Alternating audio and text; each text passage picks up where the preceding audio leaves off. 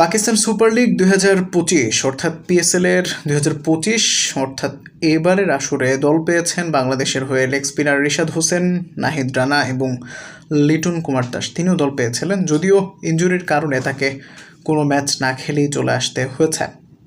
Still বাংলাদেশের 3জন player দল পেয়েছিলেন। দুইজন প্লেয়ারের মধ্যে একজন প্লেয়ার অলরেডি কয়েকটা ম্যাচ খেলেছেন, ভালো করেছেন।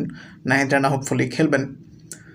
তাদের এই অভিজ্ঞতা কাজে লাগবে কি লাগবে না সেটা দেখার একটা চমৎকার সুযোগ কিন্তু চলে আসছে।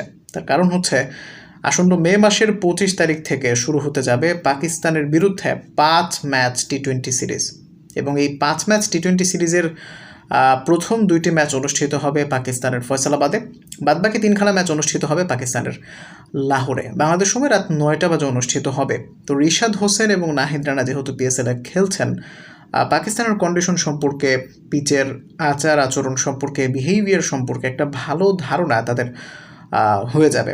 সেই অভিজ্ঞতাকে তারা ঠিক কতটুকু কাজে লাগাতে পারবেন সেটাই দেখার বিষয়। আপনার কি মনে হয় তারা পাকিস্তানের বিরুদ্ধে সফল হতে পারবে? যদি আপনি মনে করে থাকেন হ্যাঁ, তাহলে আপনি অবশ্যই কমেন্টে জানাতে পারেন। ধন্যবাদ।